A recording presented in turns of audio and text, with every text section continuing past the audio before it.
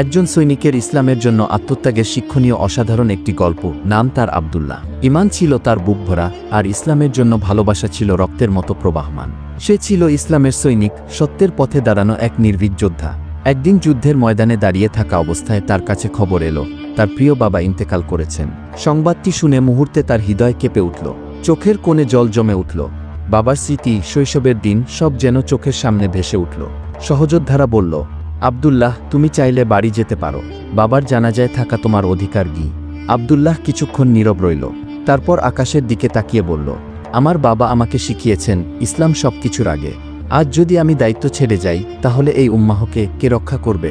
সে চোখ মুছে নিল, হৃদয় শক্ত করল, এবং সে উচ্চ কণ্ঠে বলল, আমার বাবা আজ আল্লাহর দরবারে, আর আমি আল্লাহর পথে। ইনশাআল্লাহ তিনি আমার সিদ্ধান্তে সন্তুষ্ট হবেন। যুদ্ধ শেষ হলে আব্দুল্লাহ শহীদদের পাশে দাঁড়িয়ে বাবার জন্য দোয়া করল। তার চোখে ছিল অশ্রু, কিন্তু মুখে ছিল তৃপ্তির হাসি, কারণ সে জানত সে আল্লাহর সন্তুষ্টিকেই বেছে নিয়েছে। আলহামদুলিল্লাহ।